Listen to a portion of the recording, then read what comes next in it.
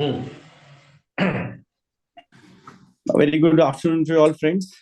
I'm Sanjeev Singhal, Central Council Member and Chairman of Auditing and Assurance Standard Board. I welcome you to this 149th program of AASB for this council year. And today's topic is Audit of Startups. And the speaker for the day is CA Abhishek Gupta. And we have two moderators today, CA Vineet Jain and CA Amarnath Khurana. Friends, startups have come to occupy a very important place in the Indian economy. Our Honorable Prime Minister is also laying a lot of emphasis on startups.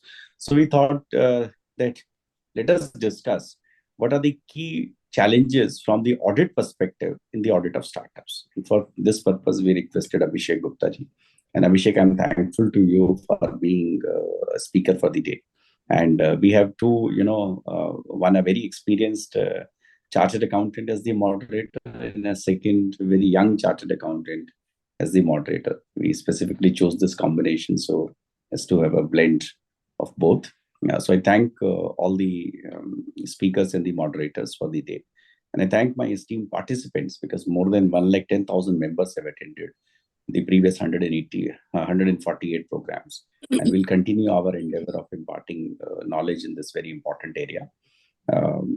With this, may I now invite our moderators for the day, Vineet Jain and Amarnath Khurana, to kindly introduce the topic and the speaker. Thank you.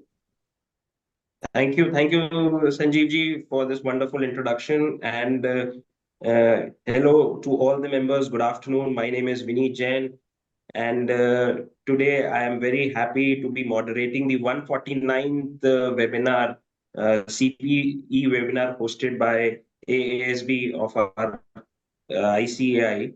And today's topic is key considerations in audit of startups. And today, this is a very meaningful and very relevant topic as the startup ecosystem, the scenario of the entire startup ecosystem, the way it is booming right now. So, looking at the complete scenario, it is a very relevant topic, and we have our esteemed speaker, C. Abhishek Gupta ji, here with us, who will be enlightening us with his deliberation.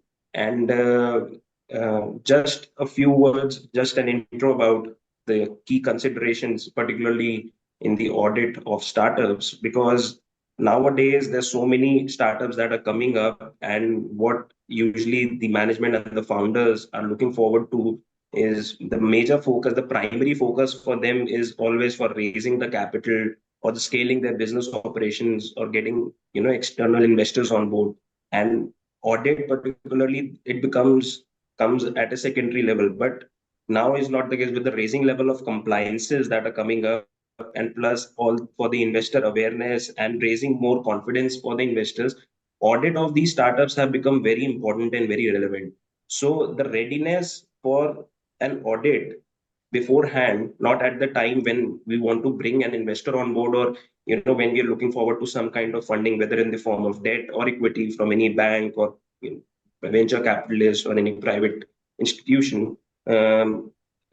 Beforehand readiness for an audit has become very relevant.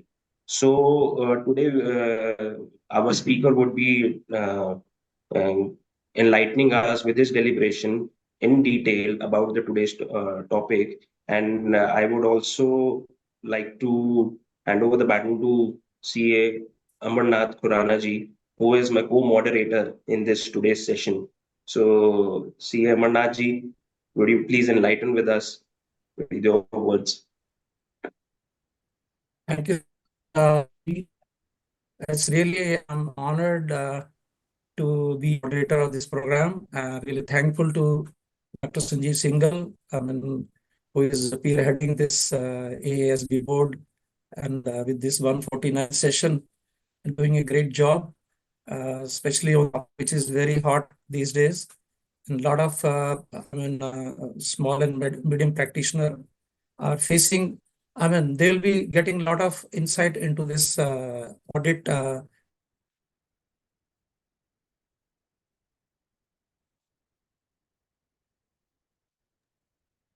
It seems Khurana ji is disconnected, has been disconnected. Let me tell you about Abhishek. Abhishek I've seen from last so many years. The thorough professional having a very vast experience, and he has mentored many of our members for starting up, for taking up the business of either we call it outsourcing or the shared service center. I know that he has gone across the country and taken those sessions. I think Right. Kuranaji has joined back. Kuranaji, please go ahead. So I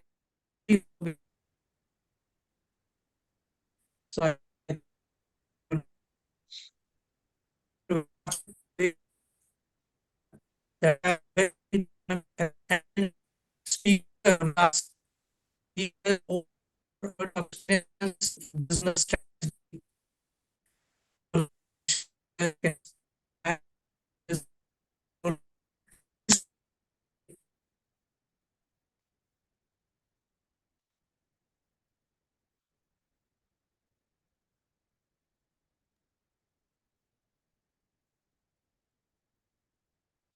Kurana ji has dropped again. I think tech support, there's some issue on their end, technical.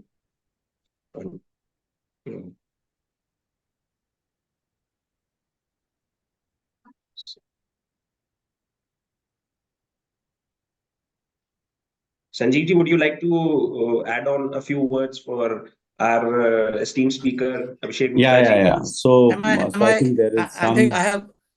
Okay, right, Kurana. Am I Please go audible? ahead. Let me complete it. Yes. In fact, the today's speaker has won the prestigious EY Golden Beam Transformation and Emerging Leader Award also.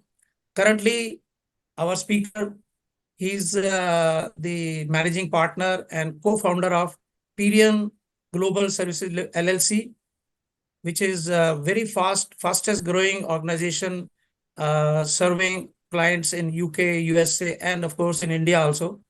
He's also being part of USA.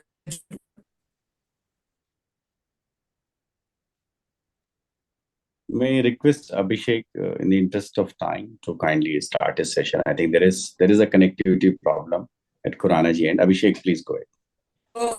So please help me welcome our today's speaker, is Abhishek Gupta. So stage is yours. Thank you, Amarnath. Gupta. Thank you, Amarnath Khurana ji. I'm sorry, I couldn't do justice to my introduction because of the net issues. No, absolutely. I think your kind words have been helpful enough, at least to kind of give a glimpse to the audience on this webinar. But Thank thanks you. a lot, CA Amarnath Khurana ji. Thanks a lot, CA Sanjeev ji. And thanks a lot, CA Vineet Jain ji, for giving this introduction and kind of making the people aware about the importance of this topic, which is startups. And I think every other household, every other organization is kind of talking about these buzzwords when it comes to the startups and so on. But yeah, I think this session is going to be an interesting session as we feel from a distance that when it is a startup, it is a fairly small sized organization.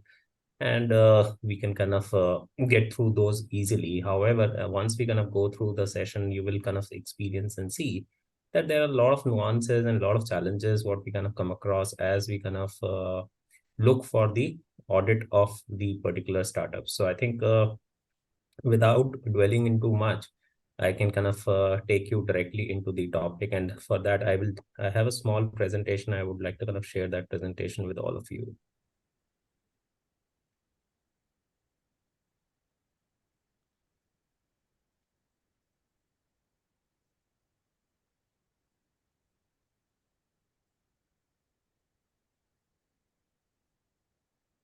Yeah.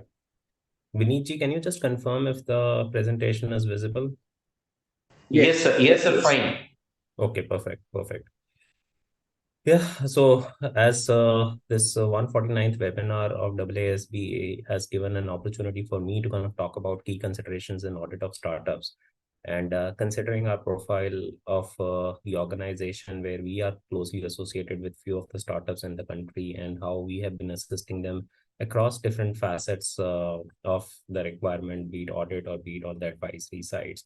And when we kind of see these startups, we kind of always come out more worried and concerned that as an auditors, how we need to kind of take care of some of those things, which probably looks simple or it kind of clearly takes away our attention. being an auditor. So I would like to kind of give you some kind of an overview in terms of what are the characteristics on which the startup ecosystem is being built up. As we all know, when we kind of talk about a startup, the first thing which comes to our mind is that the new idea or the innovation. So the fundamental outline about this entire ecosystem is that how innovative an individual or a founder is who's kind of bringing a startup idea.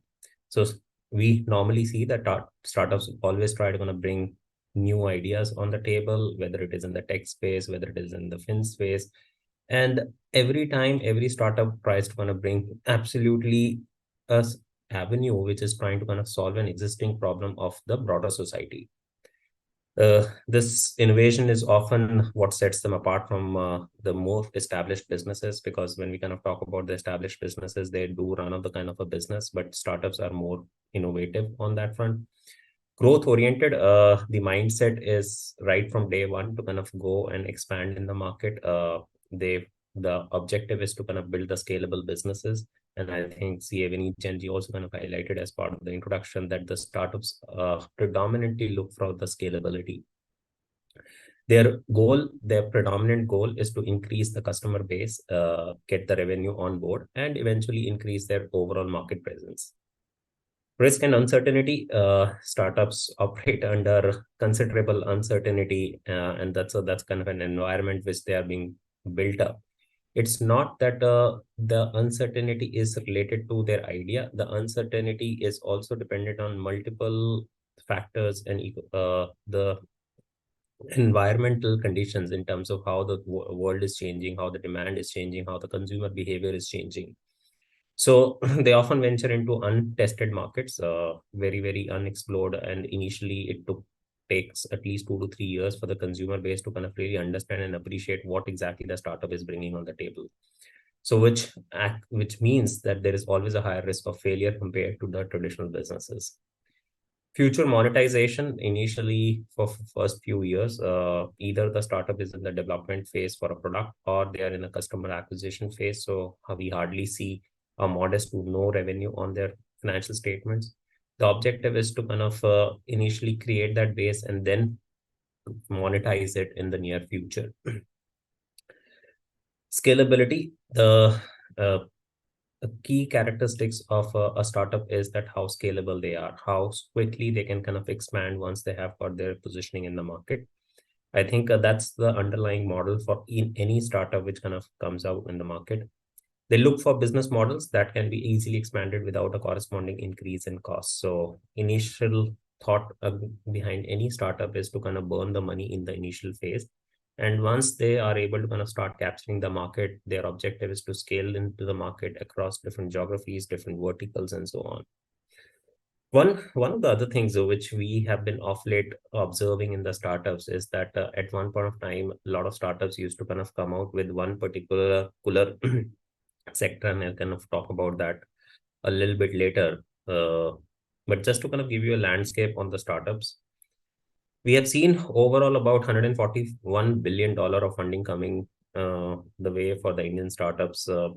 5,300 startups have been uniquely funded, and $5.7 billion is the total seed funding. And about $34 billion is the growth stage funding, what we have kind of seen coming in the way for the Indian startups. About 1,200 total deals in the M&As and the exits, because this is the most prominent part which any investor is looking into as the way they want to kind of invest into. They want to kind of understand what is the exit route for them. So as part of the exit route, the objective is either the startup goes for an IPO, they got acquired, and so on. From that standpoint, the country has seen about 1,200 deals. 6 billion has been spent on the M&A activities. Total 18 startups have gone for IPOs, and of late their IPO practice has considerably increased in the market. 22 upcoming startup IPOs are there. India has witnessed the growth of 108 unicorns, organizations which have achieved the threshold for a valuation of about $1 billion. Sonicons are the organizations which are about to become the unicorn. So there are about 106 Sonicons at this point in time. In terms of combined valuation of the unicorns, it's about $345 billion, so which is the total valuation of these unicorns at this time. And the valuation for these unicorns is about $34 billion. So these are some of the statistical data, and just to kind of give you the landscape in terms of the size and the scale of how these startups are getting built up into the unicorns and how they have been kind of funded and the total value and total money which is flowing into the market.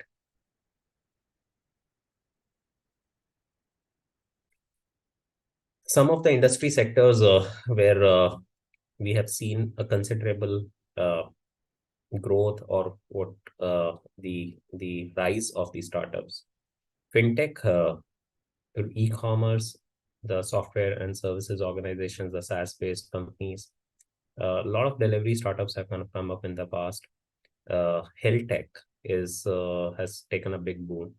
And off late, we are kind of seeing a lot of interest of the investors, and the market is kind of getting into the clean tech, which is more on the sustainability in terms of climate change and so on, waste management. And we have seen some of the largest names coming and getting produced in this country, whether it is Paytm, whether it is BharatPay from a fintech standpoint, e-commerce, we know a lot of organizations are there, Flipkart.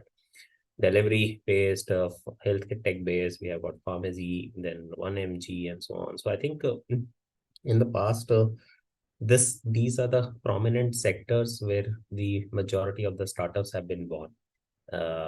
And of late, there has been a kind of a shift within a startup from one sector to the other sector. And I was kind of reviewing a couple of startups of late, wherein I was kind of seeing that a startup has kind of started their operations with the objective to kind of bring the street cart vendors, the vendors who kind of sell vegetables on the carts, to automate, to bring them to the last mile delivery to the consumers in a different format. So that startup is being backed up from three mindsets. One, they are bringing the e-vehicles, what he says in terms of the electronic based vehicles instead of using the hand carts.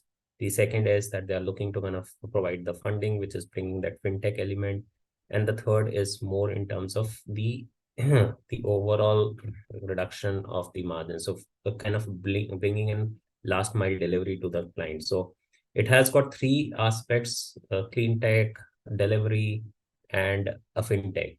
So within the one startup, if these kind of a things starts happening, then the things becomes rather more interesting for us being auditors to kind of see that how we need to kind of keep on navigating from one mindset to the other.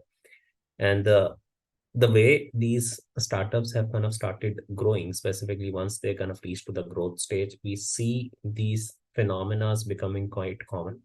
Lot of these organizations kind of take the second arm. Suddenly they open their own lending arm, which is more from an NBFC standpoint. Then they kind of get into a diversification of a different sector altogether. And those are the things which makes this equation all the more complex and critical for us. Moving ahead, some of the key challenges, we kind of listed down some of the key challenges while auditing the startups. There are 8 what kind of comes to our mind, but it's not an exhaustive list depending on any startup ecosystem. There can be multiple other challenges, but the key challenges what comes to our mind are: one, the unique business models. The startup companies are always innovative in terms of the business models, as we kind of talked about in the last slides as well. And at times, as an auditor, it becomes very difficult for us to understand and appreciate their business model, the right way of kind of doing the revenue recognition, the accounting for the revenue, and the accounting for some of the other transactions which are there on the financial statements. And as we kind of navigate through multiple startups in our journey, every startup is bringing a different thing. It is not that you can go with a preset mindset in a startup environment. When we know that if we are kind of auditing in hospital, we know that what all stuff we are going to kind of expect, what all patient information we are going to kind of expect. and how we need to kind of navigate through that audit for a healthcare industry or a healthcare unit like an hospital.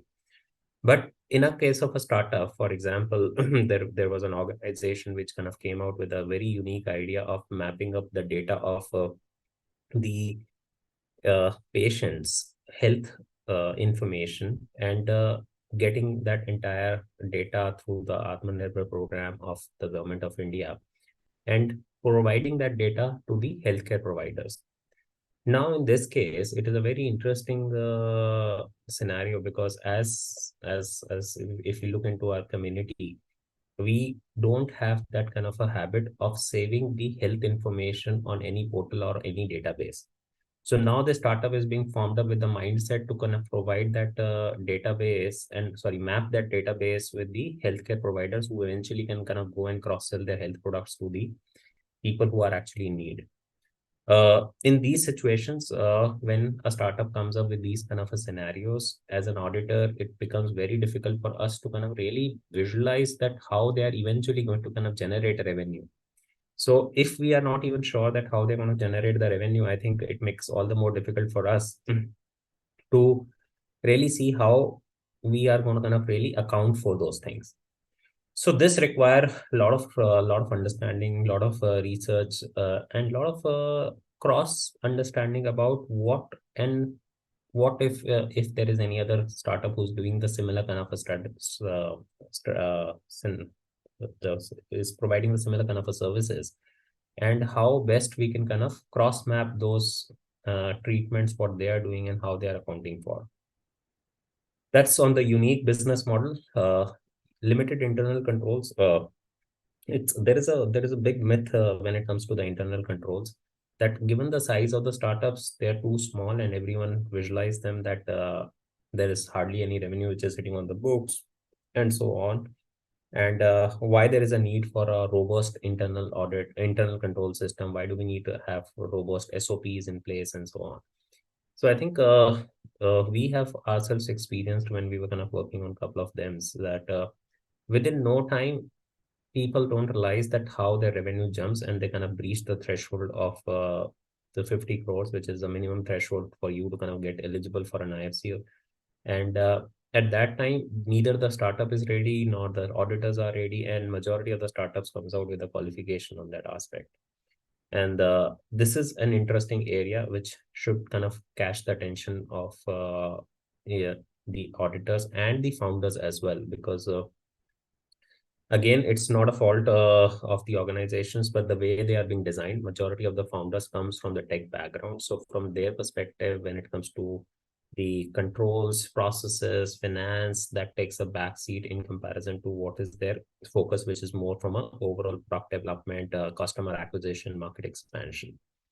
So I think that's where it becomes critically important for us to kind of take a comfort, because since there is hardly any internal control environment which is available in these ecosystems for startups, our job as an auditor gets extensively increased on the fronts of whether it is substantive testing, and there has been a lot of element of judgments which gets involved. But of late, what we've been also observing is that now slowly and gradually, as this has become quite bigger an issue with some of the cases which happened in this in the calendar year 2023, where some of the biggest names in the startup world got highlighted, got busted on some of these control issues. So I think the focus of the investors has is coming back to this entire control environment as well. So at one point of time, even the investors used to say that we really don't care about these things till the time we kind of get to a particular threshold. We will think about it once we have to kind of really get through the internal audit program and so on, and we reach to those thresholds. But I think specifically after these debacles which happened in the last 1 year, some of them kind of, we know that which all startups have undergone a lot of stress in the last year. So I think after that, there has been a kind of a lot of shift of the investors as well. That also brings back the attention of the founders on this important topic of internal controls. And once we start seeing this is kind of taking that due attention, I think it is going to make the job easier for us, because then we will be at least be assured that there is some processes and there are some controls which are there to kind of manage and map those risks. The third challenge what we observe is estimations, and I think majority of the startups you will experience that they rely heavily on estimates. At times, we don't have any kind of a visualization in terms of what kind of an historical data is there. Is there any kind of a base which we can refer while we are kind of providing any accounting solution to the client and so on. And just to kind of give you an example, there's an organization which I was kind of referring more in terms of getting into 3 different spaces, more in the EV space, and then fintech, and then bringing the street vendors directly to the consumers. In this case, if we have to kind of look into any kind of historical trend and data, we might not be able to kind of see because there are hardly any kind of a competition which is available in the market for the similar kind of a space. So which requires for us as an auditors to exercise the highest degree of skepticism. We need to kind of ensure that we are looking into all grounds, we are looking into all possible trends, but these projections and the results are highly subjective for us, and it requires a due attention from our side. Resource constraints, again, it's an interesting thing. Initially, a founder is the one who's kind of running behind all the trees. They are acting as the developer, they are acting as the operations, finance, all the hats they keep on wearing in the similar shoes. But even if they get some kind of a funding behind them, they have got some money to kind of start investing and getting the right people on board. Interestingly, they are not able to kind of get the best of the best experience behind them. They get relatively younger folks who doesn't brings that kind of an experience, and I think that is one of the reasons why they struggle a lot. On the other side, in case if they are being heavily funded and they get fairly experienced folks on the market, people who bring the relevant experience and so on, they also have got a big fear of losing them out. And there is always a lot of churn up which keeps on happening in the people's side in the startup environment.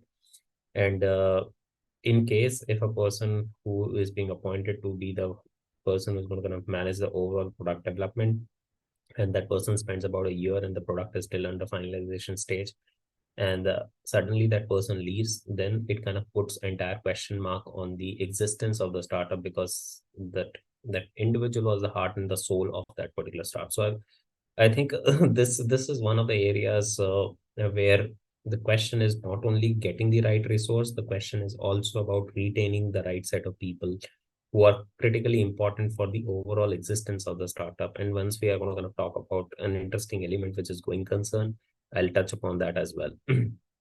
So as an auditor, we must account for the limited personal and financial resources which can impact the timing and the scope of audit processes.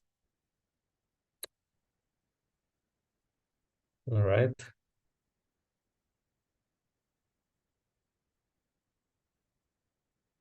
Yeah. So moving ahead, the other key concerns or key challenges what we have to take into consideration, going concern. Going concern is always a question mark. There are elements in relation to their cash positioning, their cash flow, their future cash flows, and so on. They're heavily funded, so the exposure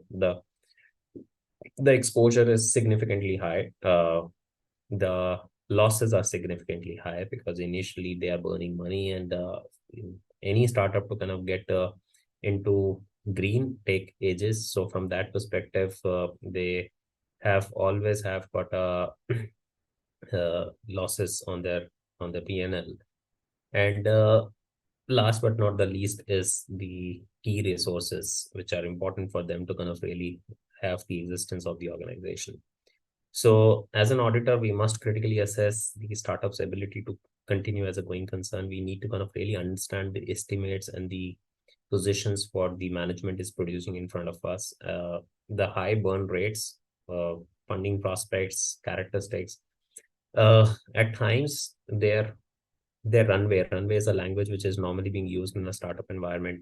Their runway for running a business is as low as 30 days. And I'm not talking about a smaller names which nobody would have heard out in the market. I'm talking about the names which are pretty prominent in the market. When once we look into their financial statements, their runway to run the business is as low as 30 days. So they don't have a visualization how the money is going to come after 30 days, and suddenly they get the series of investments coming in.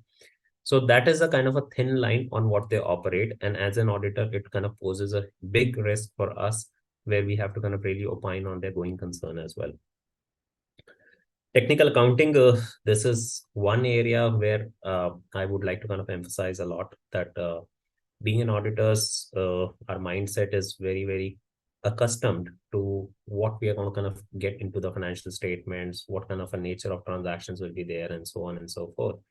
But in a startup environment, the startups are majorly governed with very, very unique transactions. When I say very unique transactions, the unique transactions can be in the form of ESOPs, it can be in the form of share, it can be in the form of your equity transactions, your acquisition transactions, your lot of financial instruments comes into play, and so on. So from that standpoint, as an auditor, we might or we might not have that kind of an expertise to deal with all those kind of scenarios, all those requirements, for be it from an India standpoint or an accounting standard standpoint. But the fact is that it requires us to be very thorough in terms of our understanding on these technical accounting grounds. So my recommendation, and as we kind of keep on growing, is going through this presentation, we'll talk a lot in terms of how we need to kind of navigate and deal in those situations where we as a chartered accountant or an individual doesn't bring that kind of an expertise. In those cases, do we need to kind of go and kind of take an external opinion? Do we need to kind of take an additional assistance, and so on? Pressure for growth. This is the biggest challenge, which kind of compromises or puts biggest risk on all the different aspects of the financial statements. There is always an intense pressure on the startups, because they are responsible to address to their investor. They have to kind of address not only to their core investors, but there are multiple angel investors nowadays who are being involved into these ecosystems as well. So there is a high vulnerability or a probability where we see that the financial statements might kind of undergo a risk of a misstatement, or probably a fraud. So, and this is one thing where it is extremely important for us to understand that what is the driving factor for the growth. What is the expectation from the investor? What is the turnaround time? What is how the entire equation is being done in terms of the funding, how the entire transaction is being done when it comes to the overall equity versus debt accounting. And I think that gives a lot of perspective in terms of how we need to kind of see the objective of the founders or the investors. So as I said, auditors must be vigilant of the management's bias towards portraying a favorable financial position. And recently, as I said, that last year has been a year where we have seen so many debacles, and one of the biggest names in the history of this country got busted, where obviously there was a lot of pressure, and because of that pressure behind the founder, they have taken so much exposure in the debt market, where eventually they were not able to kind of repay those debts and the interest on that. And that kind of puts the entire question on the going concern of the organization. Not only in the going concern, the valuation got dipped by almost 20 times of where it was. So I think these kind of scenarios are so important, and how the founders are showing their financial statements and so on. And we'll talk more in detail about it as we progress. Cybersecurity, again, a very critical element, since majority of the startups are tech-based, and they are the organizations knowingly or unknowingly play with all the personal data of the individuals who are there as a customers on their databases. A classic example can be Amazon, Ubers, and Flipkarts and whatnot. So I think if we look into our information, our entire personal information is with them. Our names, our credit card details, our home addresses, our phone numbers, our emails, everything, whatever is critical for us from a personal data standpoint, that entire data is available with them. And that data is prone to the cyber risk. So from that standpoint, it is important for us to kind of understand that what exactly and how they are managing their entire cyber security aspect. And it is not only the personal data of the customers who is at risk, it is also their own financial data which is at risk from the cyber attackers as well. So auditors definitely need to kind of assess the risk of cyber attacks and the effectiveness of the company's control to protect against them. So these are the 8 aspects. I just want to kind of refresh: unique business models, limited internal controls, subjective estimations, resource constraints, going concern, technical accounting, pressure for growth, and cybersecurity. And taking these into account, we kind of built up on the key focus areas. And as an auditor, what are key focus areas which we should kind of take into account? And as I'm saying, neither the challenges are exhausted nor the focus areas are exhausted. And I'm sure that some of you might have kind of seen multiple unique situations, environments, and it's something which probably where we see the maximum exposure coming in the form of financial statements. The first is materiality. We'll talk about materiality. We'll talk about the going concern, cutoff for receivables and payables, revenue recognition. We'll talk about ESOPs, equity accounting, acquisition accounting, research and development costs, and some of the other focus areas like internal controls and IT general controls.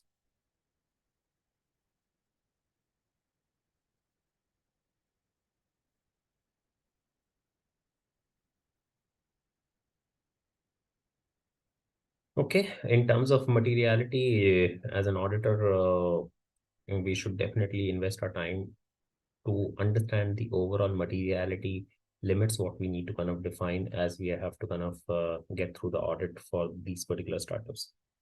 The expectations of the users of the financial statements of the startup entities can be absolutely different from the expectations of the users of the financial statements of the matured entities. So a user of a user of financial statement of an Apple might not have a similar kind of an expectation when they are kind of one of the investor into any particular startup.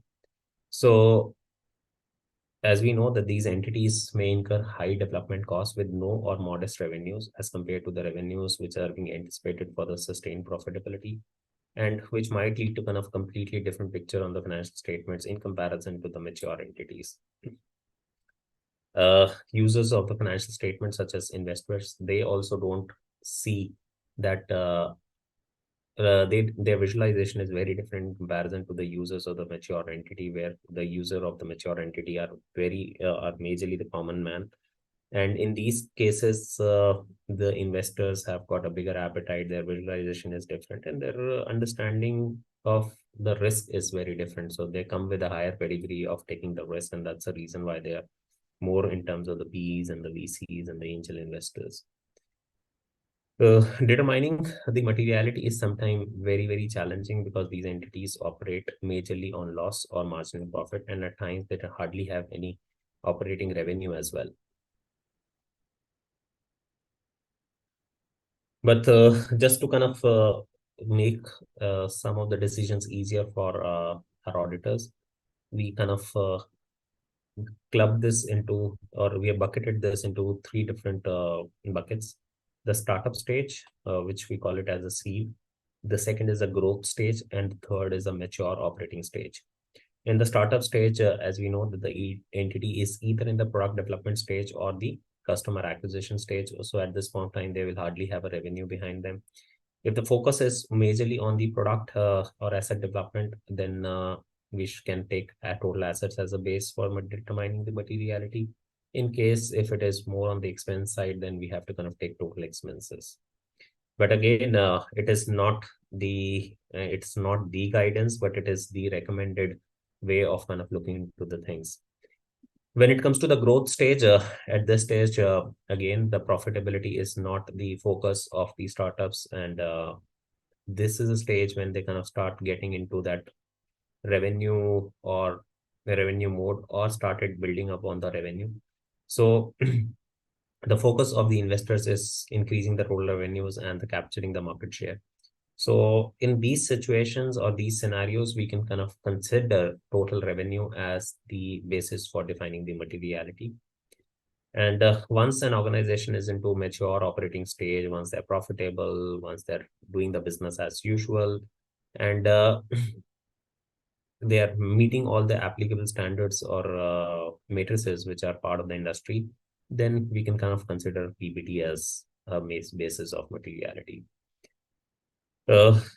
At times, we might have to kind of consider a combination of both. But interestingly, if we kind of look into the organizations like OpenAI, which is the organization which got ChatGPT in play.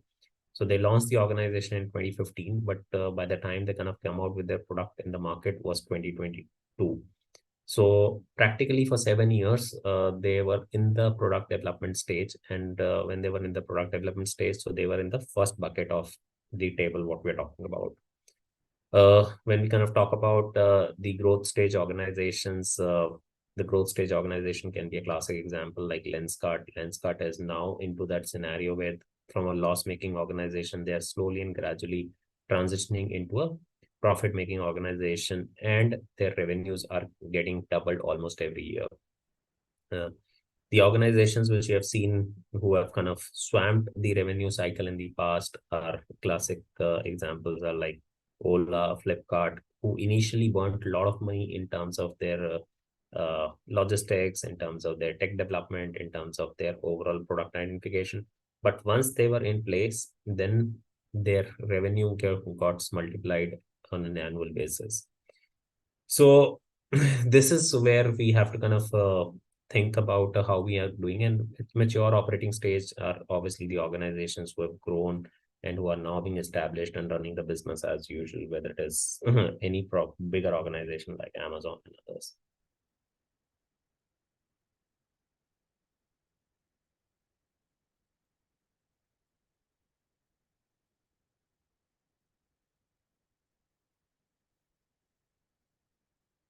Going concern, we'll talk more about going concern now in terms of what are the avenues, what are the challenges on the going concern side.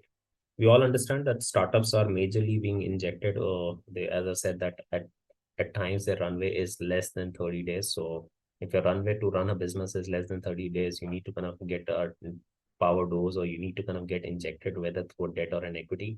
So for them to kind of keep on running, they need a fuel growth which keeps on coming, and that this dependence creates a risk profile that fluctuates every time with the market conditions and the investor sentiments. At times, there is one issue or one bad news can completely change the sentiments of the investors. Similarly, how the market conditions are playing, and we kind of talked about this uncertainty in the market in relation to the product or the service which the startup is kind of thinking about. Heavy reliance on loans exposes startups to the risk of high leverage and significant financial commitments. We talked about this organization who has been kind of busted last year because of this simple aspect on the high leverage, what they have taken, significantly high leverage, what they've taken in billions of dollars, and which affects their operational flexibility and the overall ability to meet the obligations what they have. We have talked about this. Startups often operate in a rapidly changing markets. High revenue volatility and uncertain market conditions can severely impact the going concern. These startups also goes through a rapid technological advancements, and that's a constant risk of products or services becoming obsolete. So every time they have to keep on changing, they keep on developing. And in case if there is a competitor who comes next to them and kind of brings an element which has an edge, it puts a complete risk on the operation, on the existence of a particular Let's start.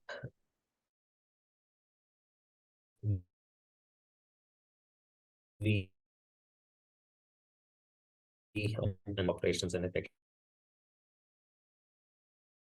the companies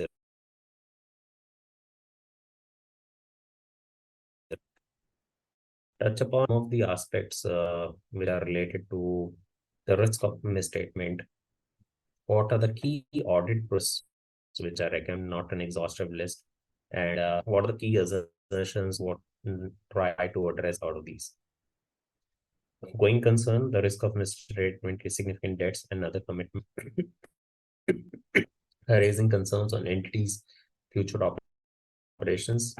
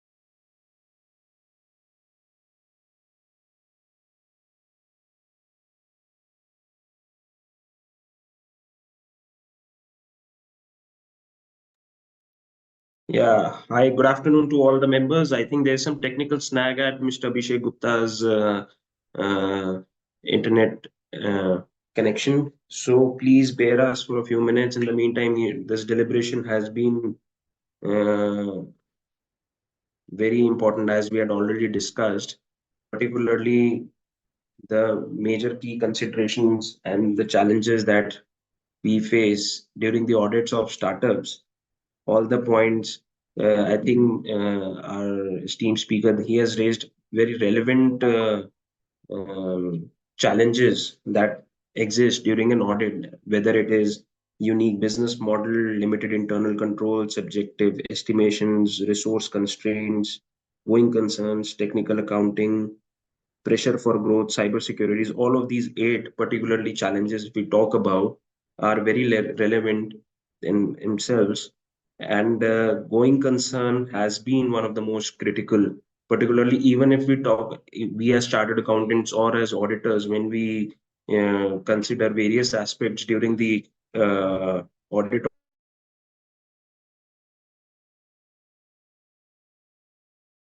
most critical where and check that the organization um, exists on a going concern basis. And similarly, when it comes to startups, wherein there are so many uncertainties involved because due to various challenges that has been there for all of the startups, uh, going concern is one of the more, it becomes more critical in terms of that.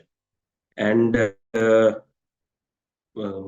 particularly for audit considerations for starters, if we even look at from Indian perspective as a whole, because audit has become so critical and there's so much risk involved whenever we are providing attestation services, even for those companies who have been in existence for many years and have good historical past trends. With startups coming into picture now, wherein we do not have much of historical data available with us, and it becomes a more riskier venture. So, proper due diligence and professional skepticism while auditing uh, these startups, it becomes very important. So this particular agenda that we've been discussing today, we as auditors need to be extra cautious in terms of choosing the kind of startups that we want to venture in with, particularly as a consultant or as an auditor. And the major, and particularly for most of the founders, the main focus has always been for raising more and more fund and creating valuations, but either through debt or equity. They tend to forget on various financial reporting aspects. Their prime focus has always been particularly on the space, in a space where they want to get more revenue on board, or they want to scale up their operations and maybe get better and better valuations. There's a lot of, and in an attempt to get better valuations, there is always a risk or scope maybe of more and more window dressing, particularly wherein the founders or the management, they tend to show a rosy picture maybe to the external parties like us auditors or maybe investors, and they expect us to collaborate on those numbers and gain that investor confidence. So all of these uh, key considerations are to be looked into before we um, finally issue an audit report and see whether we are justifying a correct financial reporting from a perspective where these financial statements, as well as all the disclosures and the presentations, that has always been there. So, and I think now Abhishek ji Abhishek Gupta ji is back with us, and we would like to continue with his deliberation. Can you hear me, Viniji? Yes, Abhishek ji. I Okay. think there My was some sincere technical. apologies to everyone. I don't know what happened, but I think today is a technological glitch day. Yeah. My computer got shut down and I have to kind of get it restarted. So my sincere apologies for keeping the audience on hold. No problem, Abhishek ji. Please, you may continue in between. I tried to enlighten our members with the deliberation in between, but yes, it would be much better. They would like to hear you more now. Yeah. Thank you. Thank you.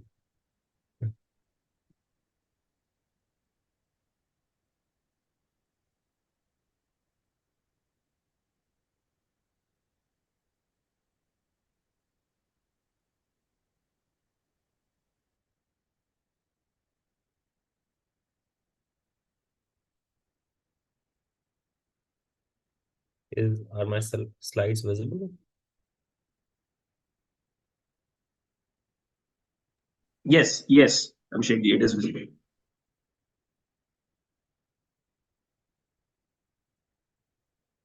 Okay. I think we were at the going concern.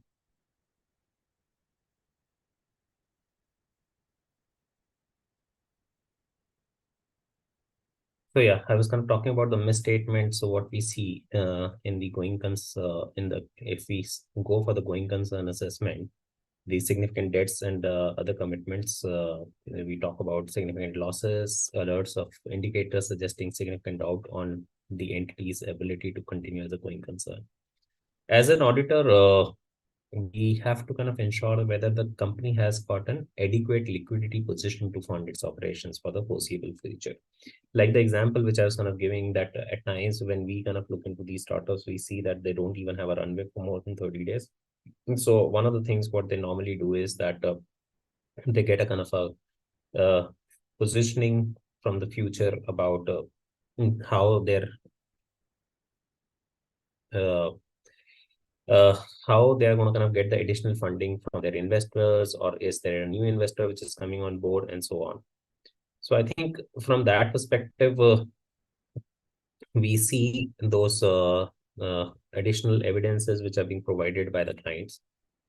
The other thing what we recommend is that use the balance sheet assessment more from a net liability standpoint when you're doing your scope and strategy. Ensure and investigate what are the significant liabilities, especially due within the period. which is being covered by the management's assessment, because management keeps on changing their assessment, and inquire with the management regarding its plan to satisfy the obligations. So I think this is another important thing. Review the going concern assumptions and the recoverability of the asset. So whatever assumptions the organization is kind of sharing it with you, we have to be very sure and comfortable about the assumptions which have been taken by the organization or the founders. The assumptions, what we satisfy over here is rights and obligations and valuation and measurement. The next very important aspect is the cutoff for receivables and payables. Again, this is the one of the most vulnerable area where we see a lot of exposure coming as part of these startups. There was a case which was being filed in SEC in the United States, where a Indian-based startup but headquartered in the US and predominantly to the SaaS. And the startup, the objective of the startup was to kind of get to that unicorn mark by getting a valuation of $1 billion. So interestingly, what their CEO or because the CEO was the founder as well, the founder CEO did was that they started kind of taking a position on their revenue, where they were kind of changing the contract pricing with their existing customers in case if they have got a future customer who has shown a potential that they will kind of give a business, say $1 million business, they were kind of accounting for the $1 million, wherein the commitment for that business was say 300,000. So in those cases, they have kind of started inflating their revenue by either managing their existing invoices or existing revenues or existing clients, or kind of adding the prospective clients as into an existing framework and started recognizing the revenue for them, which is not even due. So from that perspective, this organization got caught off, got the attention of the SEC, and eventually it has undergone into a penalization. The valuation of that organization kind of come down from $1 billion to almost $350 million. So those are the cases where we see that why the cutoffs and the recognition aspects become so important for us. So just to kind of give you a quick glimpse, undefined policies and controls regarding cutoff dates leading to inconsistencies and errors. And this is one very, very common issue which we always see on these startups. The risk of missing expense or revenue cutoff dates may result in financial statements that do not accurately reflect the company's financial position. Transactions recorded in incorrect periods. At times, though we kind of follow the accrual basis, at times they kind of keep on mixing and merging a lot of cash accounting as well. Irregular and delayed reconciliations resulting in inaccurate tracking of receivables and payables. I think this is one of the very common issue which we normally encounter in the startup environment, that the reconciliations is always a challenge because their dependency on the third parties is significantly high. And considering their dependency is significantly high on third parties, and those third parties are not the sophisticated third parties, as we say that the startups are involved with the mass community of at the base. So if you are being involved with a very, very small vendor, you're involved with the delivery guys, you're involved with these folks, the small channel partners, those are not sophisticated and organized, and that is where these startups kind of face challenges on the reconciliations aspect. Pressure to meet the debt covenants that can lead to the data manipulations. High volumes and complex transaction structures can increase the likelihood for cutoff errors as well.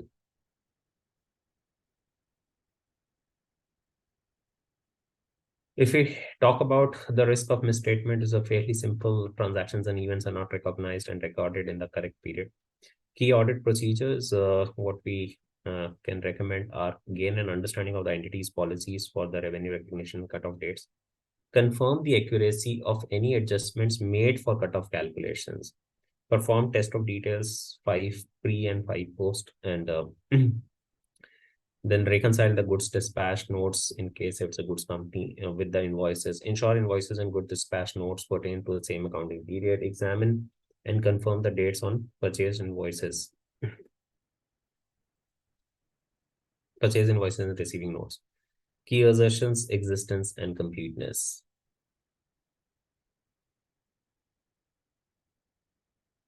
again, one of the favorite topics, revenue recognition accounting. Majority of the startups struggle on revenue recognition. We ourselves have got a couple of startups where they have approached us to write a technical accounting memo in terms of how do they need to kind of account for the revenue.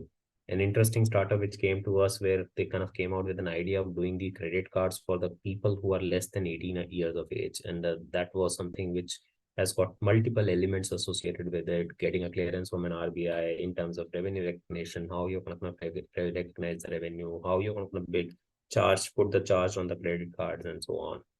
So in those cases, if the startup is coming with some fundamental mindset, the first and the foremost thing which we normally recommend is get your revenue recognition accounting sorted and clear. And considering the Ind AS 115 and the way it is being designed, it is a relatively complex standard. So, and this requires a very clear understanding, and considering the way these startups operate in multiple different verticals, multiple different avenues, they might have 5 different revenue streams within the given business. So in those situations, it becomes all the more critical for an auditor to kind of understand their revenue recognition policy. And within the same business, you might see a principal scenario. In the same business, you might see an agent scenario as well. So they might be serving the clients directly, and on some of the clients, they might be acting as an agent where they're making just a commission on the accounts. So principal versus agent is one of the most critical aspects which we normally observe across the startup environment. Gross versus net, which is the segue in terms of how we should kind of recognize the revenue on a gross or a net basis. Identification of the performance of obligation and some of the other aspects which you can see it on the screen, whether it is variable consideration, warranty, contract acquisition cost, upfront fees, and so on and so forth. Some of the risk of material misstatement, inappropriate recognition as per Ind AS 15, Ind AS 115, a risk of improper revenue recognition due to management override controls, sales incentive discounts, variable considerations for revenue are incorrectly recorded in the books. A risk that revenue is recognized before the actual provision of services, leading to misstatements, that can be also the risk. The procedures, what we are recommending are process walkthrough to understand the process of revenue recognition and monitoring of AR. I think it is so extremely important for one to understand the process of how that entire revenue is recognized.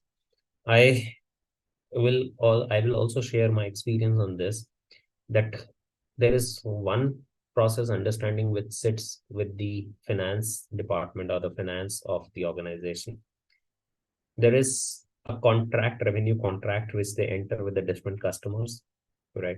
And the third is what is something which is at times visible on their website or on their apps. So, and we have seen organizations where 3 of them are not talking to each other.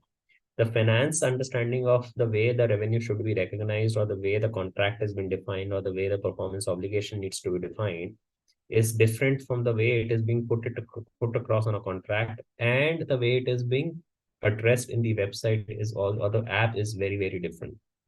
So I think at times it is a big miss from our side that we don't kind of see how this is being taken care for, specifically bringing that legal mindset while reading these contracts and the terms and conditions which are there sitting on the apps, because there is always those 3 pages of terms and conditions and 3 pages of terms and conditions, which at times we kind of tend to ignore, but those are so critically important, because from there on, the customer can come back and say that, you know what, this is not something it is being appreciated, but I want to be treated a different way.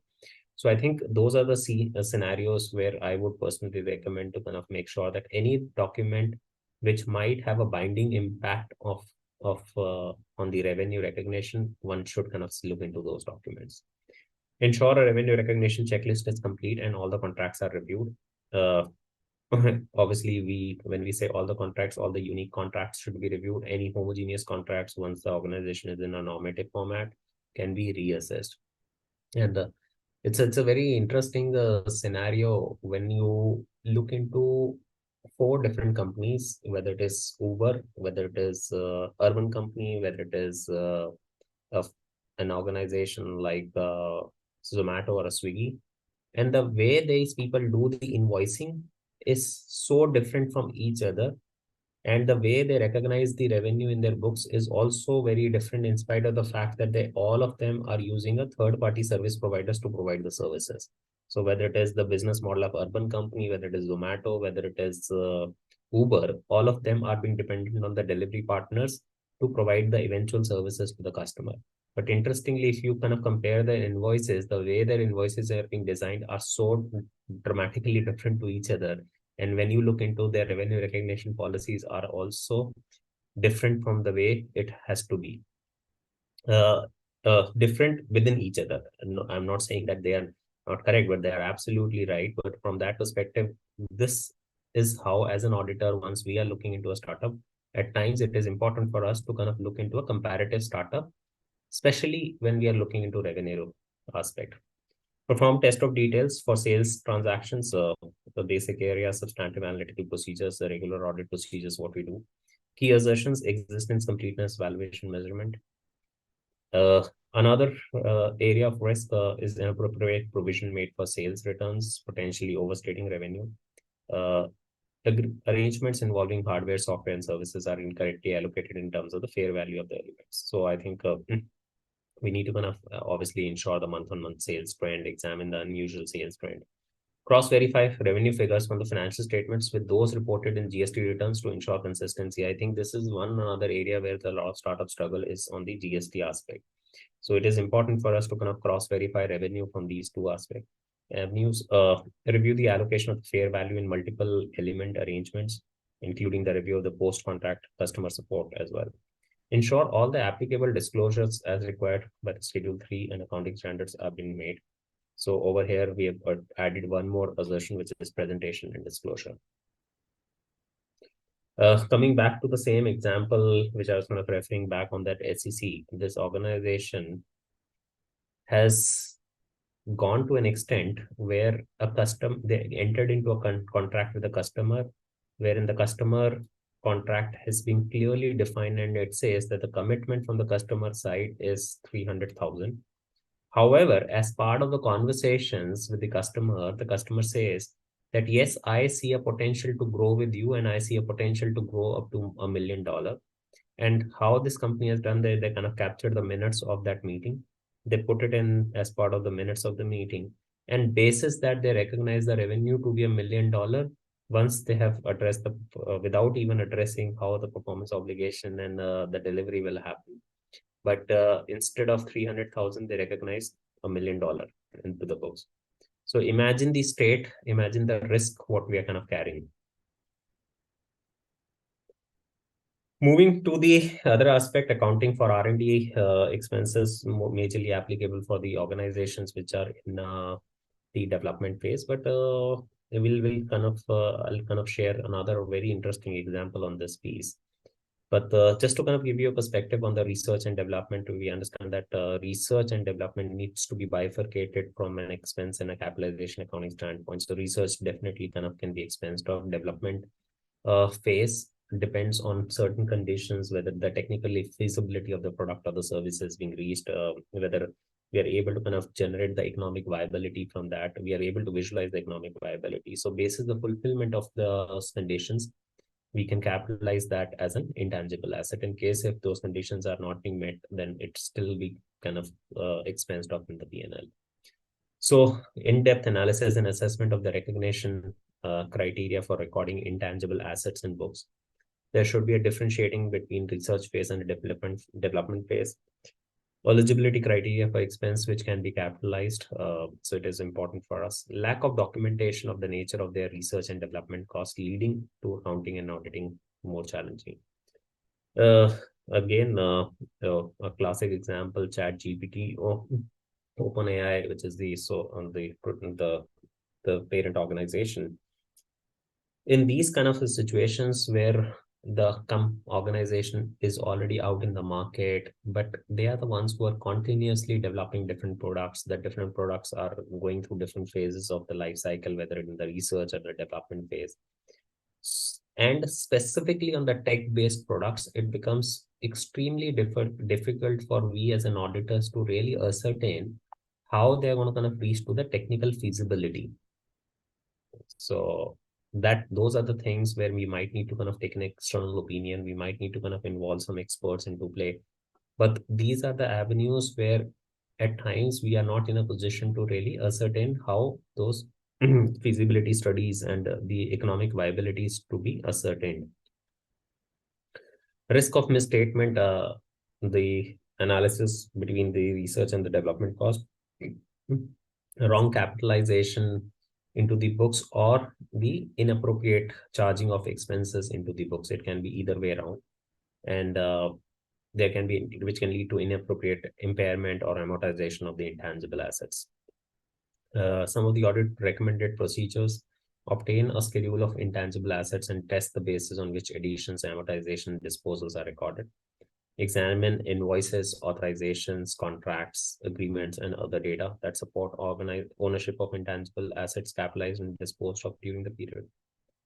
Management evaluates capitalization of pre-launch inventory-based completion of trials and regulatory approvals. So regulatory approvals is also one of the criteria for us to kind of ascertain how those things are moving ahead. Review minutes and agreements of the evidence of the existence of intangible assets and for the evidence of liens, pledges, and any other security interest over the assets. Assertions, what we are addressing are existence, completeness, valuation, measurement.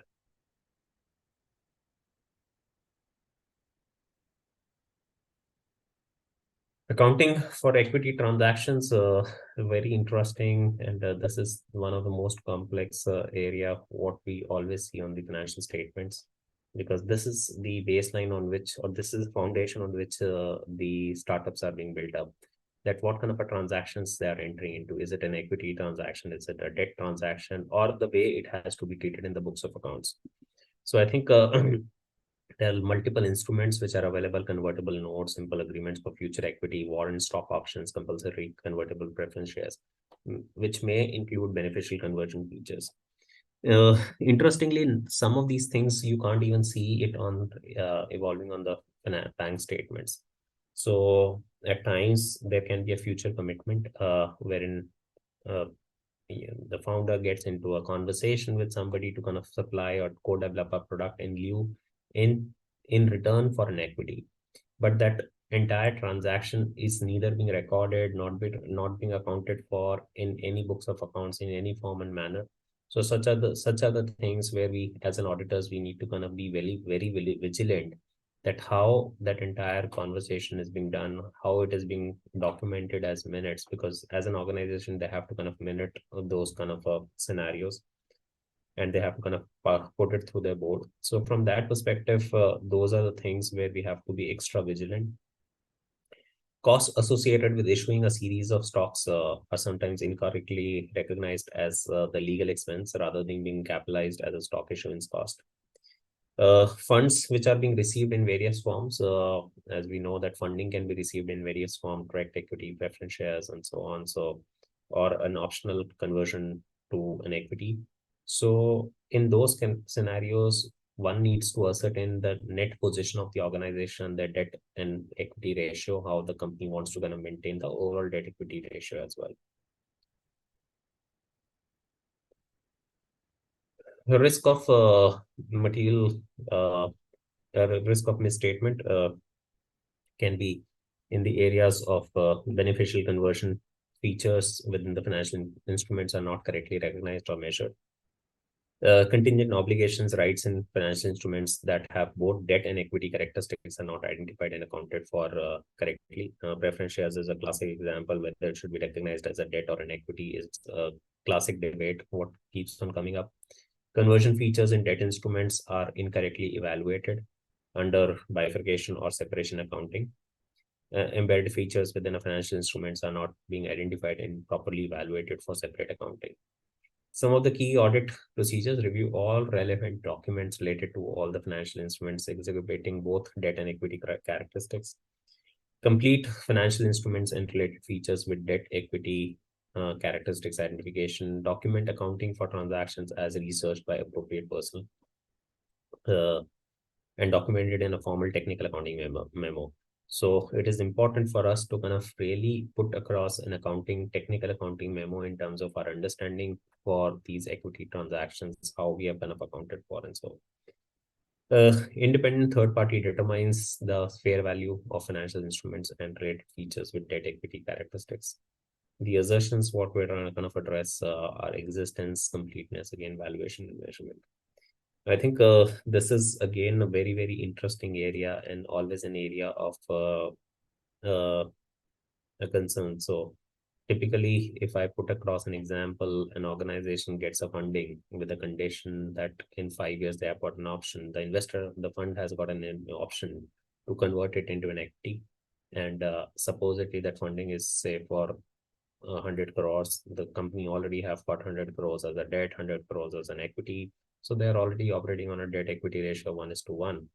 And say 5 years down the line, they want to kind of account, it should be accounted for as a debt or it should be accounted for as an equity, can kind of completely change the overall debt equity ratio from 1:2 or a 2:1. So this can create a huge difference in terms of how we need to kind of create these kind of funds which are coming in with these kind of optionalities. So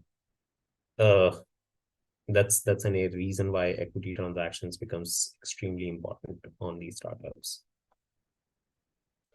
Acquisition accounting, we kind of talked a little bit on acquisition accounting from the perspective that these startups always look out for an exit routes, and or they keep on acquiring and a lot of deals keeps on happening in the market. So accounting for business transactions is the most frequent source of error in the financial reporting, though it doesn't happen on a regular basis, but when it happens, it becomes a complex accounting transaction for us. Business transactions have a significant influence on a group's financial position and a result of operations. And so, which means acquisitions are complex and call for the complex assessments, acquisition accounting, and common control. So the accounting for the transaction at inception had a considerable impact on future accounting risks, for example, impairment. So it has got multiple phases: pre-deal phase, contracting phase, implementation phase, and post-deal phase.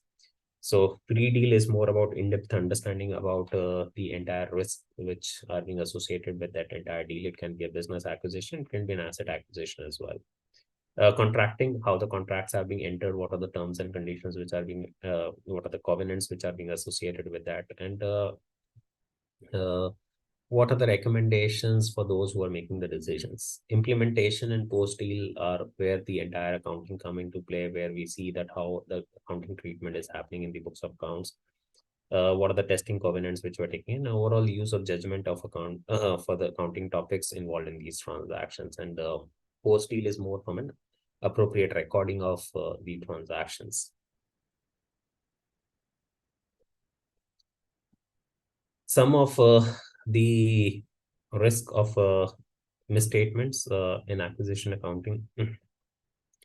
Evaluation of a business versus asset acquisition, determining the acquisition date, determine the accounting as per the Ind AS 103, and fair valuations of assets are not correctly done. I think this is one of the areas where there are so many different valuation methods available in the market and how the valuation is being done. So it is the auditor's responsibility as well to kind of understand how the fair valuation is being done, how the entire testing covenants are being associated. So taking those as a segue, some of the key audit procedures, what we're recommending over here are the verification of the business acquisition agreements, verify the purchase allocation report obtained from the vendor, verify the acquisition entries posted by the company, involve valuation expert team for review of valuation of other intangible assets and goodwill, and review the ancillary agreements, the attached agreements forming the part of the overall business acquisition agreements. The assertions what we are kind of trying to satisfy are existence, completeness, valuation, measurement, and presentation disclosure. Just taking a pause over here and kind of bringing back a very important aspect is as an auditor. Some of these topics, be it the equity accounting, be it acquisition accounting, and so on, we are not able to bring those specialized knowledge behind us. And this is the reason why it is always important for us to kind of look into all the underlying documents and ensure all the minutes are being read through. And on top of it, wherever and whenever we feel that we need an expert opinion, or we need an opinion who bring the expertise of a subject matter where we are not comfortable, I think we should not shy away from these topics, because these are the topics which really hound us in the financial statements in the longer run. Because at times the impact is such wherein we might have to kind of go back and reinstate the financial statements for the last 3 to 4 years in case if there's a miss out which happens the the organization end.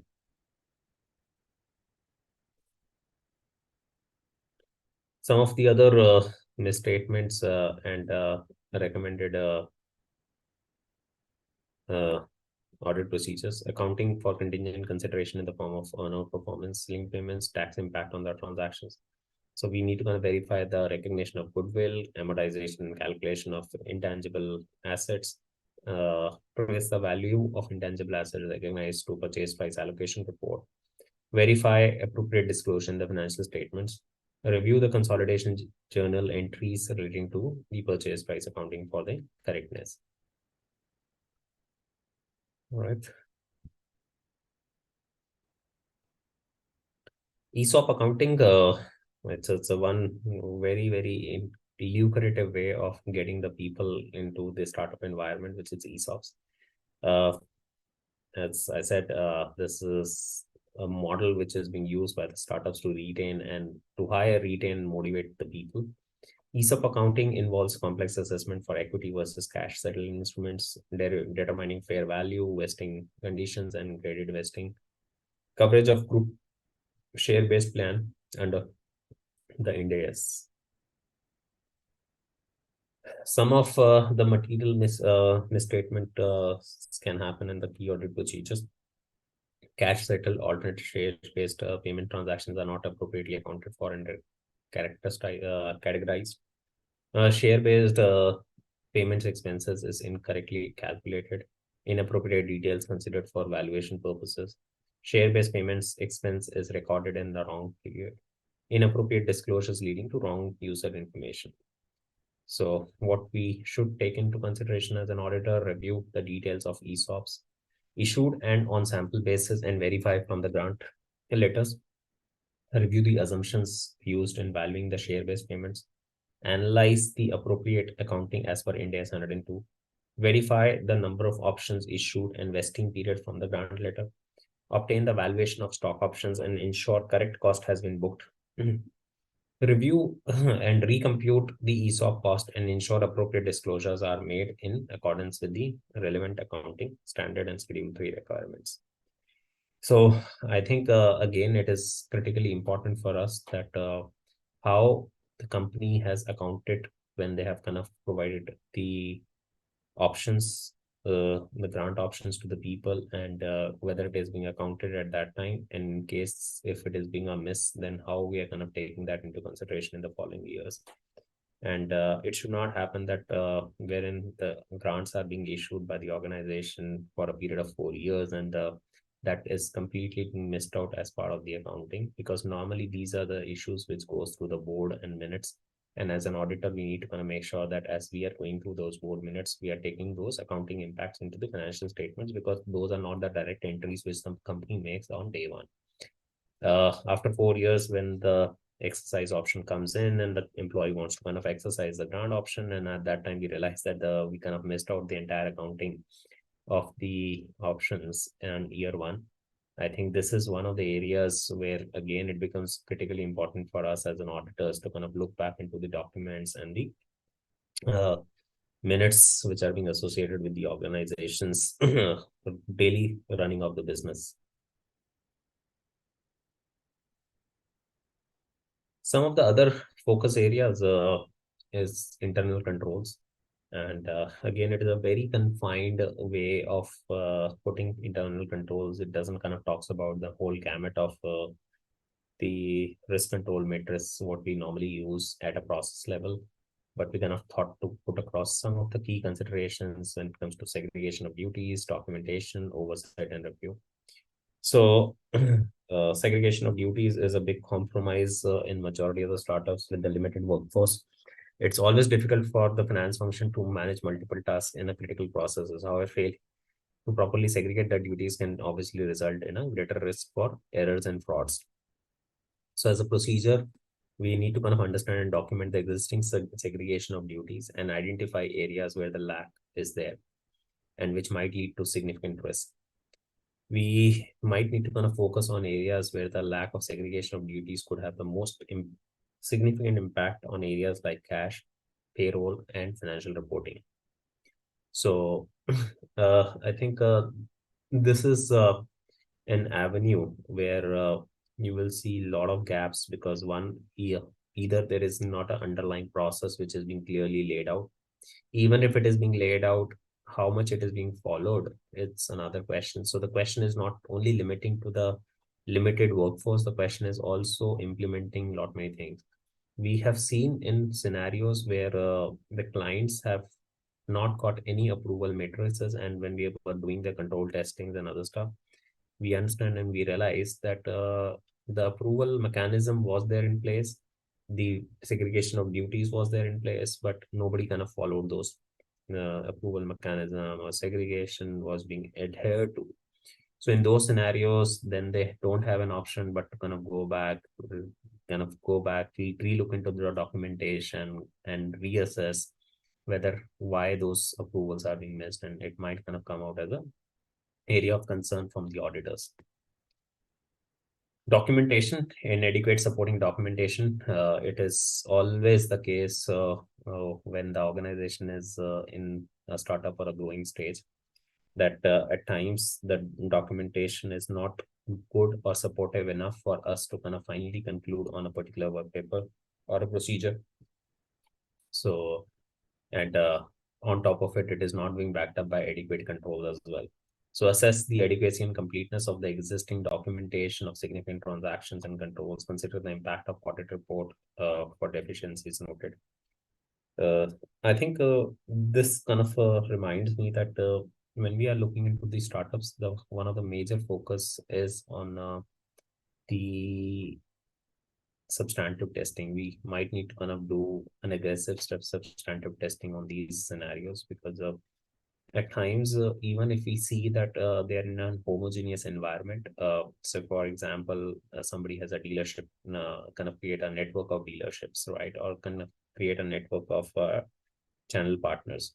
In those scenarios also, though the contracts and arrangements might look very, very homogeneous, but the way each of these people behave is so dramatically different. And we have seen scenarios where though everything needs to be backed up by GST, but some of these eventual service providers are so small in size that they don't even have a GST number available with them.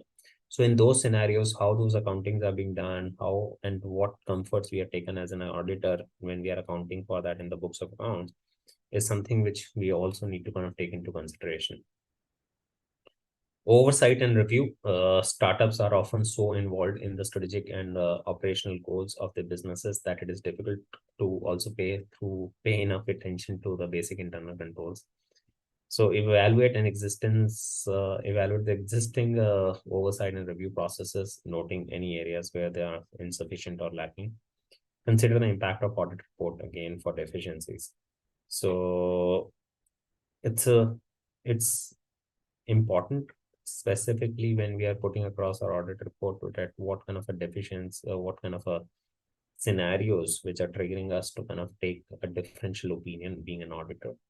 So again, materiality plays a very critical role in our assessments of dealing with the situation when we are finalizing the audit report, and how we are seeing that impact coming on our books. So I think these aspects, again, it's just a kind of a takeaway of some of the critical areas, but not that we are highlighting anything on the RCM sides, risk control matrix. IT general controls, again, not very prevalent with this terminology in the startup environment, but this is so critically important because of the fact that, again, that majority of these startups are so much heavy tech driven. And tech is not development of app or development of putting the product on an app or a website. Tech is the entire ecosystem which works behind that. It can be the payment gateways, it can be your segregation of duties, it can be your access management, password policies, and so on. So when it comes to user access management, password policies, administrative policy, these are some of the considerations what we need to kind of take from an ITGC standpoint. We need to kind of ensure that there are processes in place for granting, reviewing, and revoking access to the systems and data. Password policies, verify that strong password policies are enforced, including complexity requirements and regular changes. Administrative privileges, scrutinize the allocation of administrative rights to ensure they are restricted to necessary personal and duties. Data security, evaluate the processes of backing up critical data and ability to recover data in the event of a loss. Authorization of changes, ensure that the changes to the IT environment are properly being authorized, documented, and documented before implementation.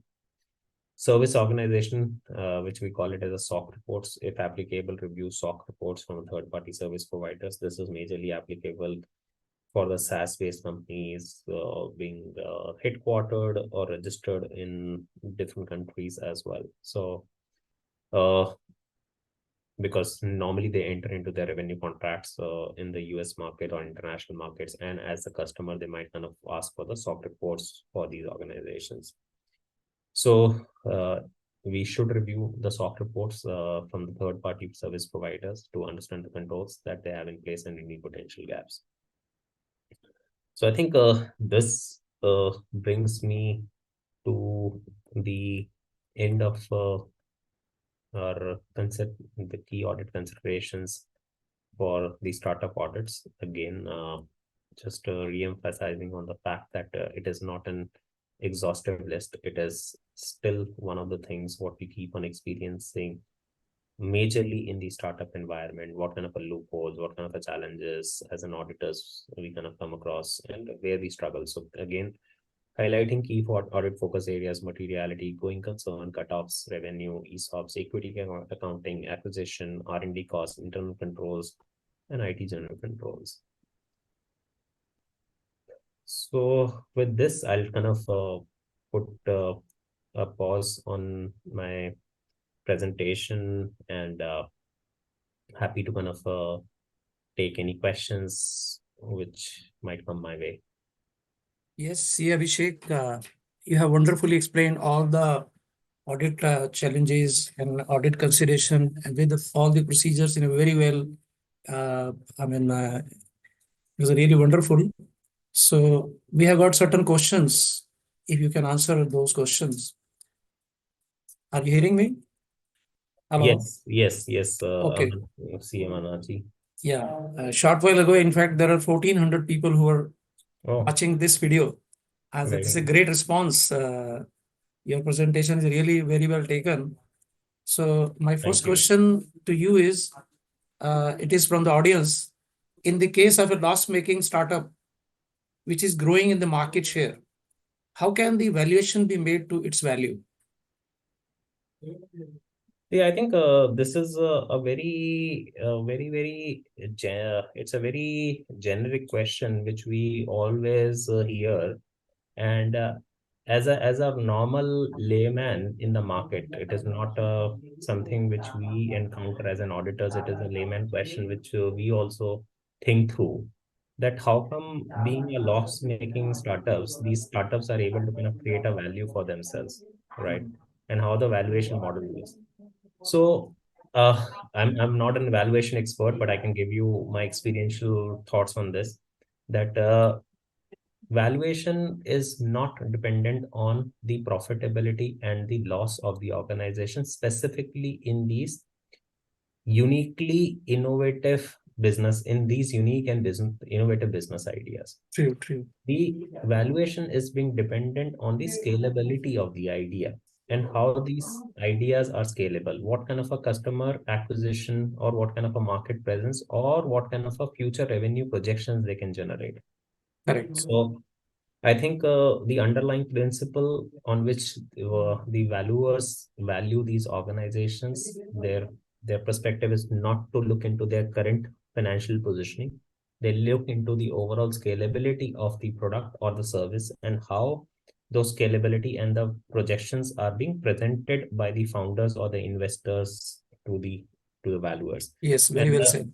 I think just to kind of add on, being an auditor, this is one area where I have highlighted in multiple facets as part of my presentation, that this is in one area where we have to be extremely, extremely careful.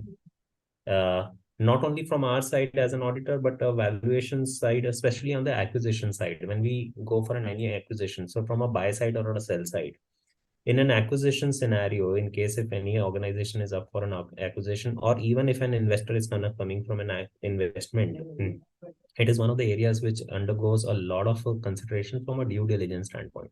So from a due diligence standpoint, what kind of scenarios which the seller will look and what kind of scenarios which a buyer will look. And both scenarios will be, they both of them will try to kind of make the financial statements in favor of each of them. So I think it's a very broader topic, but a simpler question to your answer to the audience is that valuation is not precisely dependent on the P&L of Correct. the current stage. Yeah, that's very right. So I have got another question. Do normally Ind AS will apply to new startup given No. their size and It operations? has got it. No. It has got its applicability. India has got the limit of 250 crores. So the question says, do voluntarily can they apply Ind AS? Voluntarily they can Yeah. choose? As an auditor, we normally recommend the startups that they should kind of start principally applying the concepts, because at one point of time the complexity becomes so big, and at that point of time for any organizations to transition their accounting from an Indian accounting standards to an Ind AS, from the regular GAAP, IGAP to an Ind AS becomes relatively challenging for the financial department or finance accounting department and for the auditors as well. Correct. Because at times it is again a very, very, very interesting question. It depends completely on the nature of the business of the startup. Okay. Supposedly, the nature of the business of the startup is such where any particular standard might have a prospective huge impact on their financial statements. And then in that case, we might have to kind of look back. So those are the scenarios which we should kind of preempt specifically at the initial pre-revenue stage. Right. So if I move to the next question. Yes, sir. Yeah, please. This is please also enlighten about the ESOPs being offered by startups. I think you have covered a little bit, but their question is, again, they're asking enlighten about the ESOP being offered by startups. Yeah, I think it's a broader question. In fact, you have a little bit you have covered. Yeah. But if you want to add something, or should I move to the next question? Yeah, I think we can move to the next question, because this question is more in relation to the accounting and it's again the principle. But I can give you a scenario to the person who has asked this question. Normally, there is always a particular threshold which the startup takes into account. And as an auditor also, it is again a sign of importance for an organization, because why I'm saying so, it is not a question which is addressing exactly, or it's not an answer which is exactly answering the ESOP part. But one, as an auditor, we need to kind of see that how much ESOP is being accounted for or has been parked by the startup organization, and do a comparative with their parallel companies. So, for example, in a tech environment, normally the ESOP ranges from 7 to 10% of the equity, correct? Overall equity base. But in a non-tech environment, the ESOP base is less than 5%. So supposedly, if your startup is holding almost 20% as an ESOP, vis-a-vis a comparative market assessment, so that is a kind of a red flag for you, that why you have parked so much equity in the ESOP format. But again, ESOP is a very broader topic. Correct. A session in itself. You're right. And the last question which I have got to ask you is, this says, revenue recognition policies need to conform with the AS. This is a question mark. All transactions are to be recognized, measured, presented, etc. as per AS, question mark. Why is there an issue? If you can understand the question, or if you want me to Can you repeat. just please repeat, sir? Yeah, I'm repeating it. It says revenue recognition policy need to conform with accounting standard. If I pause here, revenue recognition policies need to conform with AS. AS is accounting standard only, or I don't know. He has not explained say accounting standard or auditing standard. And then next he says all transactions are to be recognized, measured, presented as per AS. Again, question mark. Yeah. I will rephrase the question to make it simplified for my answerability. Understanding, yes. Right. So yes, the simple answer is that it has to be addressed in line with the accounting standard. And we have come across a very peculiar situation on one of our clients where the client was accounting for the revenue in line with the accounting standard 9, right? And AS 9. And when we have kind of gone into the detail of that particular organization, the question was majorly on the principal versus agent in terms of how the gross versus net accounting needs to be done. And in that case, at times we might need to kind of take an additional opinion where we have to go for the contract laws as well. So we have to kind of go into the contract laws to kind of understand the definition of what exactly the law of contracts talks about principal, what is the definition of an agent, how we need to interpret that definition in different environments and so on. And at times, I think that entire correlation or that this is what is called as a professional skepticism being an auditor. That you don't have to restrict yourself only to the accounting standards or the guidances in case if you feel that there is an additional need for you to kind of go for another literature, technical literature, whether it is being governed by a different law altogether. In this case, as I'm saying, we have gone to the contracts, law of contracts and all, and we kind of took an interpretation from there to finally conclude on our response. Right. So see, Abhishek, I have one small question from my side. Yes, sir. This is regarding the audit fees. As an auditor, I mean, we have to perform so many procedures, as you just mentioned, in doing the audit of startups. But this startup company, as you know, they don't have sufficient funds, and it involves a lot of efforts because the founder is not aware of all the accounting procedures and everything, and we have to devote a lot of time. And in the case of asking for the fees, so they have some challenges. So I mean, what take is yours, I mean, to address this issue? Or I think in GloPact, some speaker was saying on this question. So I mean, do you agree with that or not? They said you do the hand holding for the new startups and ask them for the ESOPs in not in your name, in your family, somebody's in their family names. I mean, how do you suggest in this scenario? Since you mentioned there are 1,400 people on this webinar, I will not address the question in the same way as you would expect the answer, CMR. But the fact is that see, we have to understand the startup ecosystem again. When we look into an investor-backed startup, which majority of the startups are, yes. Correct? In case if a startup is an investor-backed startup, the startups are being divided, as I kind of talked about in one of the slides, in different buckets. They are in the seed stage, a growth stage, and all. The moment they get into a growth stage, the baseline requirement for every investor, every PE and a VC is that you have to go for a Big 4 / max Big 6 being an auditor. So practically, the avenue or an opportunity for a common practitioner in the market gets significantly reduced in a startup environment the moment they kind of start hitting to that revenue baseline. They go 50, 100 crores plus and so.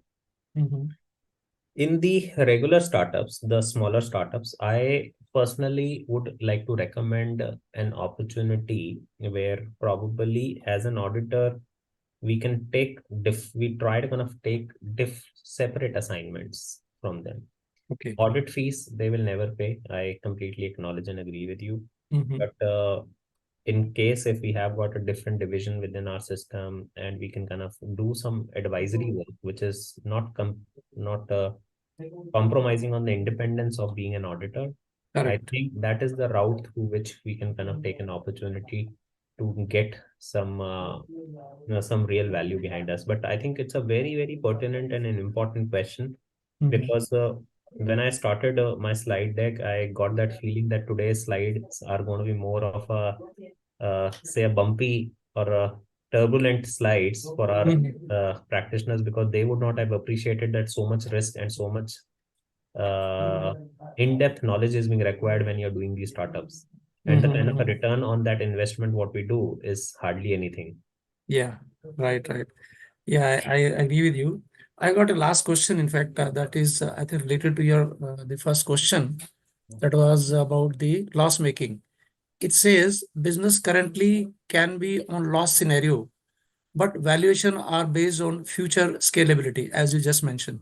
How can an auditor rely on expected growth projections? Can we depend on mere third-party certification? No, No. as I said that you see third-party certification in. I think there is no certification required here, in fact. No, it's To not my understanding. It's not a question of certification at all over here. Yeah, you're The right. question over here is that as an auditor, we have to apply our judgments over here. Right. You have to be very thorough about the understanding of the business of the client. If Yeah. you don't have an understanding of the client's business, then come what may, you will tend to make an wrong judgment on the assumption. And you are complete. See, there are two ways. As an auditor, at end we will say that okay, give us in as part of the management representation letter, and we'll close. Yes. Correct. So, but if that would have been the way, then ideally entire audit can be done on the MR. But the ideal way is that get a thorough understanding about the business, get to understand the past trends in case if they are available for the organization, correct?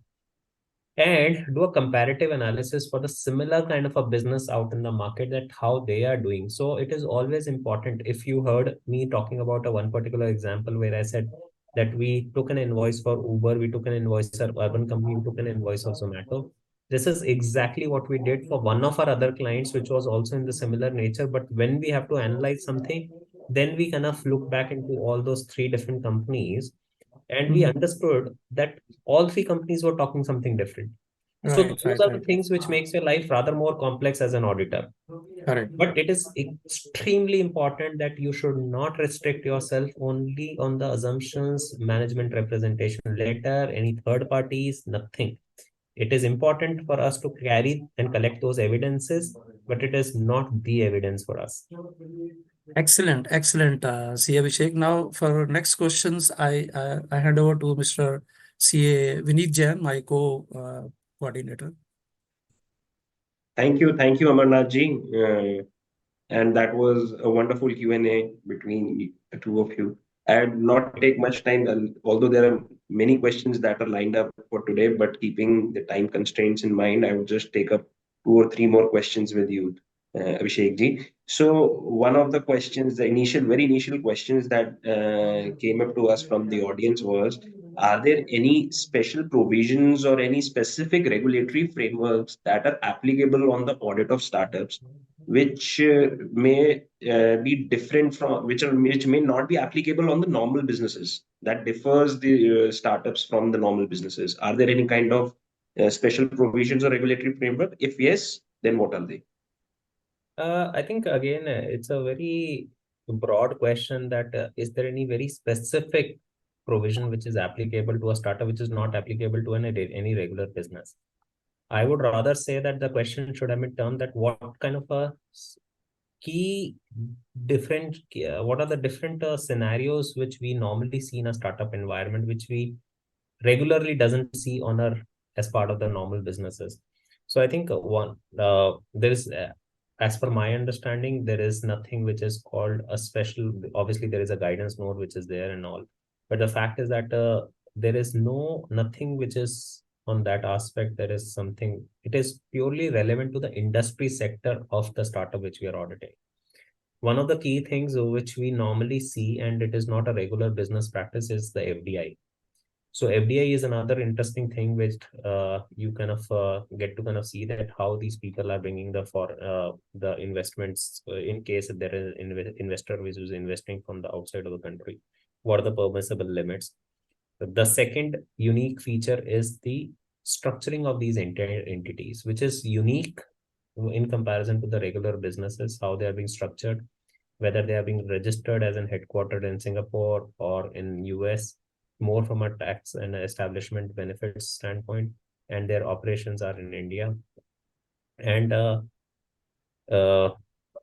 yes, there are few things which have been brought up by the regulators because of the startup, which is the classic the DPDP Act, the Data Privacy Act. The main fuel to that act is the startup ecosystem, because these are the ones who have got the maximum access to the personal data of the individuals in the world. So yes, I can safely say that this act has got one of the trigger points coming from the startup ecosystem. So, Abhishek ji, my next question to you will be, so there have been a few questions coming up on the going concern. Going concern seems to be one of the inherent limitations, particularly when it comes to audit of startups, and particularly in case of startups where there is absence of any kind of historical data, and there apprehensions related to the cash flows or maybe the profitability of the business. Is there any kind of concrete basis or any data or any guidelines that are available wherein, as an auditor, we can get some absolute comfort over the going concern, or maybe help us in a way where we may conveniently decide whether a mere disclosure is sufficient, or we may end up qualifying an audit report? Not to my knowledge. Again, we have spoken about this topic quite a lot in a Big Four community as well, that it's a pure judgmental scenario. Majority of the times you get the comfort from the investors and the board when they show the paycheck that this is the amount of investment what they're going to bring it in the next 2 months or 3 months, and that's going to be good enough for the business to be fueled for another 6 months or 9 months, at least for the audit period. So I think from that perspective, the risk is fairly large. I will not shy away from that fact when we are signing or when we are doing the audits for these startups, because yes, this is definitely an inherent limitation. And as I'm saying, it is limited to my knowledge, but I am pretty sure that there is nothing which is a short injectable solution that you take the solution and you can be 100% sure that the going concern. If it can happen with the likes of Byju's, it can happen with anyone. Right. So Yeah, so as long as we're getting comfort from we must say that we may conclude that as long as we're getting comfort from maybe the investors and the stakeholders as well as the management, that may be a starting point, maybe wherein that is one of the aspect, Vineet. The other aspects is the net liability right. of the organization, that what kind of a positioning the organization is there, what kind of a customer base is there, how long they have been into existence, what kind of a presence they are able to kind of create in the market, and so on and so forth. So it's not being dependent only on one principle that, okay, if an investor comes and says that, okay, I'm going to pump in money and it gives us a comfort, answer is no. Yes, that is the only sort, or it is an only uh, kind of say convictional element which a founder can bring in front of you. Right. Okay, so my last question for today would be to you. So, how can tech accounting in particular be a challenge when we have accounting standards in place and we have decent clarity about the measurement or disclosures or any other aspects about the accounting standards? How can tech accounting be challenging for us as an Yeah, auditor? I think it's. I'm glad to hear that we as chartered accountants are confident about accounting standards, and we believe that we have got an expertise behind that. But at times, what happen is that uh, we might bring an expertise in few standards, but we might not have an expertise in some of the standards. The common ones are like your financial instruments, your derivatives, your share-based payments, and so on. In those scenarios, we need to kind of have a very clear pair of eyes to ensure that we are not missing on any particular aspect. ESOP was a classic thing where I was kind of giving an example on grant options recording. So in case if somebody doesn't brings an expertise on all the accounting standards, that's the piece where we were highlighting that it is important for you to focus that we should not miss out on the aspects which are relevant and prevalent to the technical accounting, because these starters brings lot of peculiarities related to the equity accounting. We kind of keep on juggling with so many topics on technical accounting side, specifically on the preference shares, debt versus equity accounting, how to kind of treat an intellectual property rights, IPR rights, and so on. So there are multiple things which keeps on coming across as an accounting challenges on these startups. And as an auditor, in case if at any point we tend to miss or we are not bringing that expertise, that can tend to be a bigger issue in the later stages for us. And it might lead to a restatement of the financial statements. Right. That is very well said, Abhishek ji. And I think although we've got a lot more questions on board with us, but I think I would, due to time constraints, I would be calling it a session now. But before we end today's webinar, firstly, I would like to thank you for this wonderful deliberation, for enlightening us and widening our horizons, particularly in terms of audit of startups today. And I'm sure our audience would have got some good insights from today's webinar, and they would be much more enabled when they move on and get more audit of startups on board, opening up much more avenues for our profession as a whole as well. And now I'd like to hand it over to Anil ji. Thank you so much, sir. Thank you so much, Abhishek ji, for such a wonderful and knowledgeable deliberation. In spite of having some technical glitches, you have covered all the aspects relating to the startup. And on behalf of Auditing and Assurance Standard Board of Institute of Chartered Accountants of India, once again, I thank you so much. In spite of having very busy schedule, you have acceded to our request for this deliberation today. And apart from all those technical issues, we have covered all aspects, as well as thank you on behalf of AASB, today's both the moderators, Vineet ji and respected Amarnath Khurana ji. Sir, he is sitting far-flung areas. And I would like to apprise, because at the beginning, there was technical glitch, but he is sitting in a very far-flung area where there is actually a lot of technical issues, but still sir has managed all the way and covered all the question answer session in a very efficient and smooth manner. Thank you so much, sir. And on behalf of AASB, once again, thank you both the moderator of the day, Vineet ji, for sparing your valuable time. And actually adding up during the session, while at the beginning, as well as in the mid, as well as at the end during the question answer session. So thank you so much, both the moderators. And once again, thank you so much, Abhishek ji. You are always available for the cause of the profession, and always you give yes to me whenever I call you for the presentation. Thank you so much, sir. Thank you so much. Thank you, Abhishek ji. Thank you, Anil ji. Thank you, Vineet ji, everyone. Thank you so much. Thank you, sir. Thank you, sir. Thank you.